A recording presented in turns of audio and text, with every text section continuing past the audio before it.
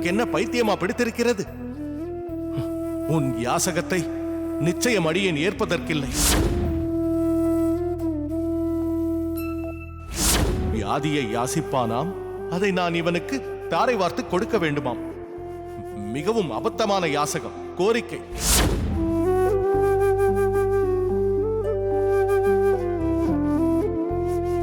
தனக்கு முடியவில்லை என்று தன் வேதனையை சிஷ்யனுக்கு கொடுப்பதென்பது எவ்வளவு பெரிய சுயநலம்! அதுவும் பாவம்தான்.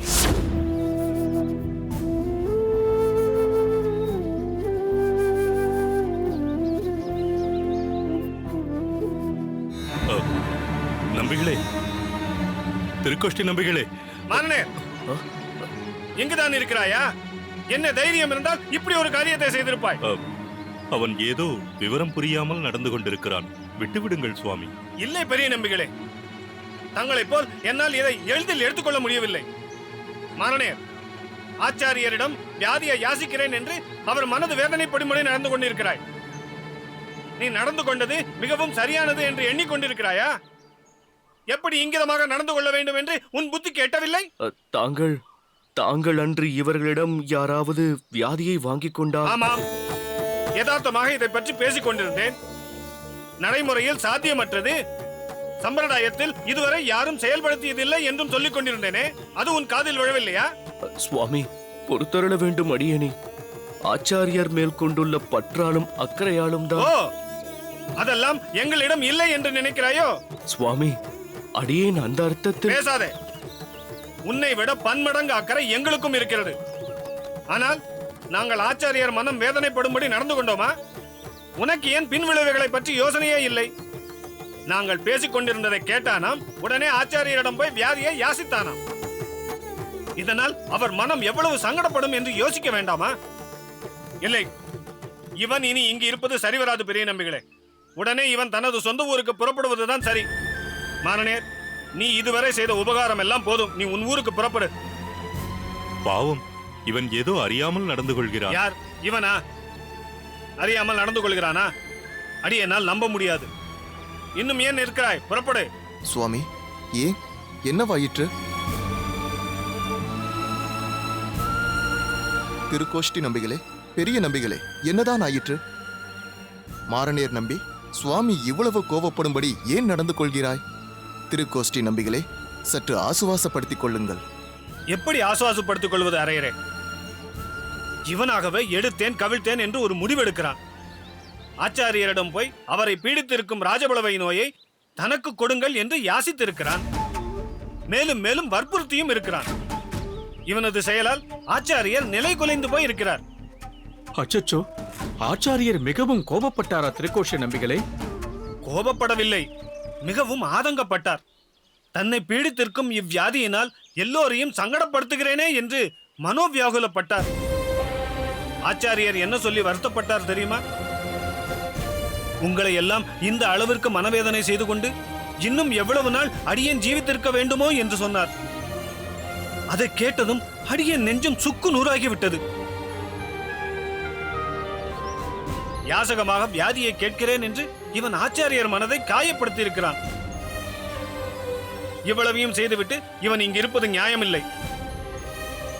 அழுதால் நீ செய்த காரியம் சரி என்று ஆகிவிடுமா? புறப்படு, இக்ஷணமே நீ உன் ஊருக்கு புறப்படு. திருக்கோஷ்டி நம்பிகளே, இவன் ஏதோ ஒரு ஆதங்கத்தில் செய்துவிட்டான். ஆம் சுவாமி, பாவம். இனி இவன் இப்படி நடந்து கொள்ள மாட்டான். இவனை இதுவரை கடிந்து கொண்டது போதும். இனி இவன் இதுபோல் நடந்து கொள்ள மாட்டான் அல்லவா? ஆச்சாரியர் மனம் வேதனை அடையும்படி செய்ய மாட்டான் அல்லவா? இல்லை இல்லை, இனி இவன் அப்படி நடந்து கொள்ள மாட்டான். சரியா மாறனேர்? நீ முதலில் இங்கிருந்து புறப்படு. அடியேனின் மனவேதனை உங்கள் யாருக்கும் புரியவில்லை. அடியேன் ஆச்சாரியரிடம் வைத்துள்ள விசுவாசம் என்னவென்று யாரும் உணரவில்லை. ஒருவேளை அடியேன் மேல் கருணை கொண்டு ஆச்சாரியார் தன் சரீர உபாதையை அடியேனிடம் கொடுத்திருந்தால் அக்ஷணமே நம் நடமாடும் தெய்வம், நம் கருணாமூர்த்தி, நம் ஒப்பற்ற ஆச்சாரியார் பெரும் வியாதியிலிருந்து விடுபட்டிருப்பாரே. முன்பு போல் பொலிவோடு எங்கும் வலம் வருவாரே. அப்போது நம் அனைவருக்குமே சந்தோஷம் கிடைத்திருக்குமே. சரி சரி, அப்படி ஒரு விஷயத்தில் ஆச்சாரியருக்கு உடன்பாடு இல்லை என்று ஆகிவிட்டதே. இனி அது பற்றி ஏதும் பேச வேண்டாம் மாறனேர் நம்பி. நீ மடத்திற்கு போ. ஆச்சாரியர் அங்கு என்ன நிலைமையில் இருக்கிறாரோ, மலராண்டானும் ஒரு இரண்டும் கெட்டான். நீ புறப்படு மாறனேர். இயல்பு நிலைக்கு வாருங்கள் திருக்கோஷ்டி நம்பிகளே. பாவம், இவன் தன் வாழ்க்கையே ஆச்சாரியர்தான் என்று அனைத்தையும் விட்டுவிட்டு அவர் காலடியிலேயே விழுந்து கிடக்கிறான். என்ன செய்வதென்று தெரியவில்லை. எப்படியாவது இந்த வியாதியிலிருந்து நம் ஆச்சாரியருக்கு விடுதலை கிடைக்காதா என்று பார்க்கிறான். சரி, அதற்காக அவன் இப்படித்தான் நடந்து கொள்வதா? நம் யாரையாவது ஆலோசித்தானா அவன்? எப்படி ஆலோசிப்பான்? இதற்கு முன்பு ஆச்சாரியரின் நோய் பற்றி நாம் யாருமே அவனிடம் மூச்சு விடவில்லையே. பிறகு எப்படி நம்மேல் இவனுக்கு நம்பிக்கை வரும்? அதனால்தான் தானே துணிந்து இப்படி ஒரு முடிவிற்கு வந்து அப்படி ஒரு காரியத்தை செய்திருக்கிறான். எல்லாவற்றையும் தாண்டி ஆச்சாரியரின் மேல் எப்படிப்பட்ட ஒரு பிரேமையை, பக்தியை இந்த மாறனேர் கொண்டுள்ளான்? அதை நம்மால் வியக்காமல் இருக்க முடியாதே. மொத்தத்தில் எல்லோர் மனதையும் அலைக்கழிக்கும் ஒரு கொடிய வியாதி நம் ஆச்சாரியருக்கு வந்திருக்க வேண்டாம். இதற்கு ஒரு நல்லதோர் அனுகிரகத்தை கொடுத்து அந்த அரங்கனே நம் ஆச்சாரியரை மீட்டுத் தர வேண்டும். வாருங்கள், அரங்கனை சென்று சேவிப்போம்.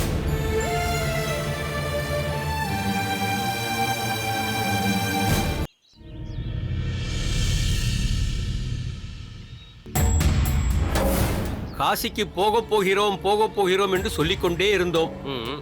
கடகடவென்று அந்த நாள் இன்று வந்துவிட்டதே. பிறகு சீக்கிரம் புறப்பட வேண்டும் என்று மிகவும் ஆவலாக இருந்தேன். இந்த நாளும் ஓடோடி வந்துவிட்டது. ஏனப்பா கைலாசம், காசியை மனதில் வைத்துக்கொண்டு ஏதோதோ திட்டம் போட்டிருக்கிறாய். அதுவும் நினைப்பதற்கே கலக்கமாக இருக்கும் திட்டம்.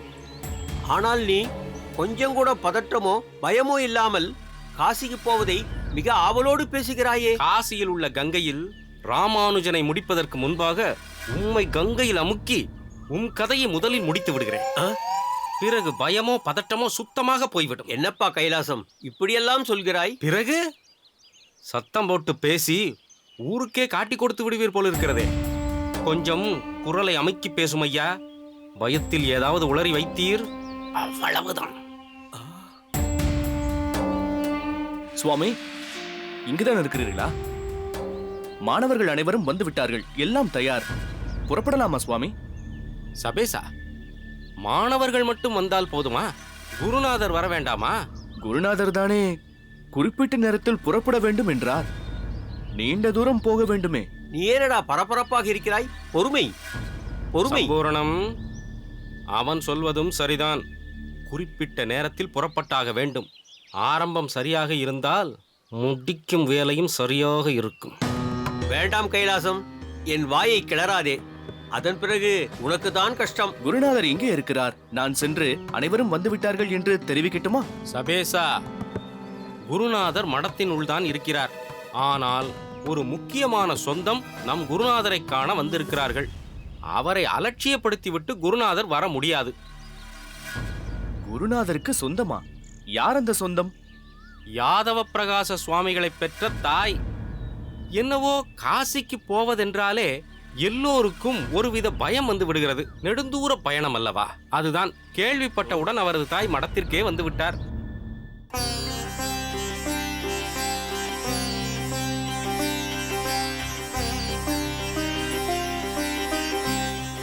என்ன யாதவா, இவ்வேளையில் காசியில் கடும் குளிர் இருக்கும். வேளை கெட்ட வேளையில் கங்கையில் இறங்கி ஸ்நானம் செய்து விடாதே. ஆகட்டும் அம்மா, ஆகட்டும். கஷாய மருந்து பொடிகளை எதற்கும் கையிருப்பில் வைத்துக்கொள். போதுமான அளவிற்கு வஸ்திரங்களை எடுத்து வைத்துக் கொண்டு விட்டாயா? வாய் வார்த்தையாக சொல்ல மாட்டாயோ? தலையை மட்டும் ஆட்டுகிறாயே. என்ன பேசுவதம்மா? இத்தோடு இக்கேள்விகளை குறைந்தது 4-5 முறையாவது கேட்டுவிட்டாய். நானும் பொறுமையாக பதில் சொல்லிவிட்டேன். ஏன் 6வது முறையாக சொன்னால் குறைந்து போய்விடுவாயோ? என்னம்மா இது? நான் என்ன சிறு குழந்தையா? பல மாணவர்களுக்கு பாடம் போதிக்கும் ஆசான், பலரையும் கேள்வி கேட்கும் நிலையில் இருப்பவன். அதையெல்லாம் கடந்து பூரண ஞானமுடைய ஒரு சந்நியாசி. தாங்கள் என் தாய் என்பதால் சொல்ல சொல்ல கேட்டுக்கொண்டிருக்கிறேன். இல்லை என்றால் இந்த யாதவ பிரகாசன். போதுமடா, நீ யாதவ பிரகாசன் தான், பெரிய ஆசான் தான், சந்நியாசிதான். உனக்கு கீழே 1000 பேர் இருக்கலாம். அவர்களுக்கு நீ உபதேசம் கொடுக்கலாம், தத்துவ விசாரமும் செய்யலாம். ஆனால் இருப்பினும் நீ எனக்கு மகன்தான். ஆம், உனக்கு எந்த தீங்கும் நேராமல் பார்த்து கொள்ள வேண்டியது என் கடமை அல்லவா? அதே போல் எனக்கும் கடமை இருக்கிறதே அம்மா. குறித்த நேரத்தில் புறப்பட வேண்டியது என்னுடைய கடமையல்லவா? இல்லையேல் ஆசான் சொன்ன நேரம் ஒன்று, புறப்படும் நேரம் ஒன்று என்று காலத்தின் மதிப்பை உணராமல் என் சிஷ்யர்களும் என்னையே பின்பற்றத் தொடங்கிவிடுவார்கள். அதனால் நான் உடனடியாக புறப்பட்டாக வேண்டும். அதை நீங்கள் புரிந்து கொள்ள வேண்டும் தாயே. நீ கூறியதை நான் நன்றாக புரிந்து கொண்டேன். நமஸ்காரம் குருநாதா. என்னடா? காலம் தப்பி போய் கொண்டிருக்கிறது, புறப்படலாமா என்று. பார்த்தீர்களா அம்மா, நான் சொல்லவில்லை? அனைவரும் என் வரவிற்காகத்தான் காத்திருக்கிறார்கள். சரி, எல்லாம் ஆயத்தமாக இருக்கிறதா? ஆயத்தமாக இருக்கிறது சுவாமி. என்ன சம்பூர்ணம்? ஓலைச்சுவடிகள் அனைத்தையும், முக்கியமாக என்னால் வேத சூத்திரங்களுக்கு எழுதப்பட்ட விளக்கங்கள் அடங்கிய ஓலைச்சுவடிகளை பத்திரமாக எடுத்து வைத்துக் கொண்டீர்கள் அல்லவா? ஓ, அப்போதே எடுத்து வைத்து விட்டேன் சுவாமி. புறப்பட வேண்டியதுதான் சுவாமி. எல்லோரும் வந்தாகிவிட்டதல்லவா? முக்கியமாக ராமானுஜன் மற்றும் கோவிந்தன் வந்துவிட்டார்களா? குருநாதா, அவர்கள் இன்னும் வரவில்லை. என்ன, வரவில்லையா?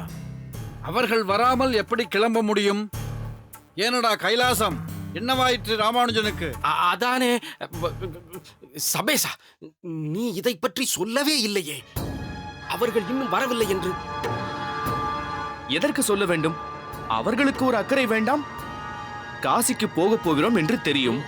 காலாகாலத்திற்கு வர வேண்டும் என்று அவர்களுக்கு தெரியாதா என்ன? வரவில்லை என்றால் விடுங்கள், நாம் புறப்படலாம். எப்படி விட முடியும்? ராமானுஜன் வரவேண்டியது மிக மிக அவசியம். என்ன குருநாதா, தாங்கள் அந்த ராமானுஜனுக்கு மீண்டும் முக்கியத்துவம் கொடுக்க ஆரம்பித்து விட்டீர்களா? என்ன, கொடுத்துதானடா ஆக வேண்டும். அங்கு நடக்கவிருப்பது சதஸ். அதுவும் எங்கே நடக்கிறது? காசியில். என்னதான் ஆசானுக்கு பிரதானியம் கொடுத்து நடந்தாலும் முக்கிய சிஷ்யர்கள் என்ற வகையில் ராமானுஜனும் சரி, கோவிந்தனும் சரி, அவர்கள் அங்கே இருந்தாக வேண்டும். சற்று பொறுமையாக இரு. அவர்கள் இருவரும் வந்துவிடட்டும். ராமானுஜன் வந்தால்தான் யாத்திரையின் நோக்கமே பூர்த்தியாகும். வந்தனம் சுவாமி.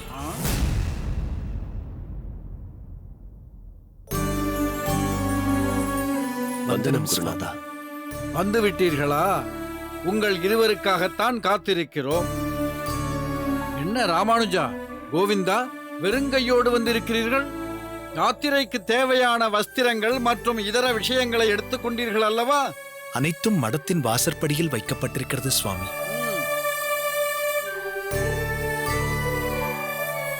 யாதவா, இந்த குழந்தைதான் ராமானுஜனா? ஆமம்மா, இவன்தான் ராமானுஜன். சுவாமி, தாயார் யார்? நீதான் சொல்லிவிட்டாயே, என்னுடைய தாயார்தான் இவர். அடியேன் ராமானுஜன். அடியேன் இவரின் தம்பி கோவிந்தன். தாயே, எங்கள் இருவருக்கும் தங்கள் திருவாயால் ஆசிகள் நல்க வேண்டும். சேவித்துக் கொள்கிறோம். கோவிந்தா.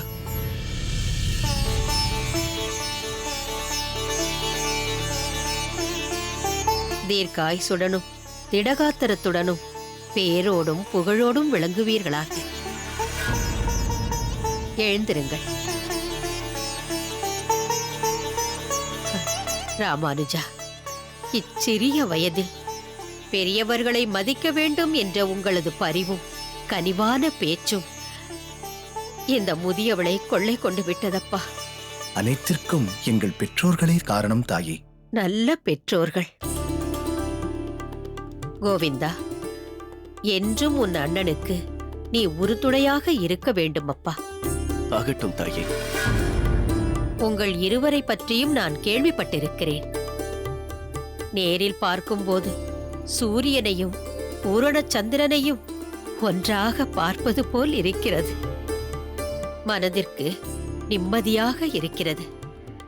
க்ஷேமமாக இருப்பீர்கள். காசியில் உங்கள் நோக்கமெல்லாம் நிறைவேறட்டும். அந்த ஆசிகளை எனக்கும் கொடுங்கள் தாயே.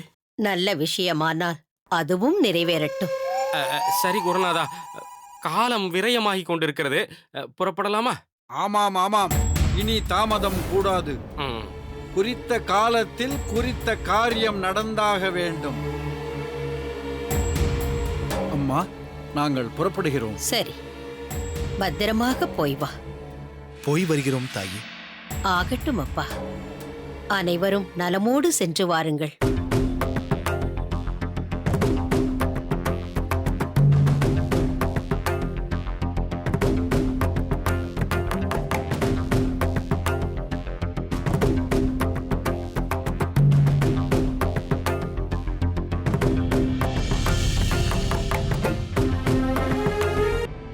ராமானுஜன் காசிக்கு செல்வதை தவிர்க்கும்படி சொன்னேன். பிறகு மற்றவர்கள் எடுத்து சொன்னதும் புரிந்து கொண்டு விட்டேன். நேற்று முழுவதும் அழுது தீர்த்து விட்டாய். போதும். வாந்தி எடுத்து விட்டு வந்து விட்டால் துரோகி துரோகி.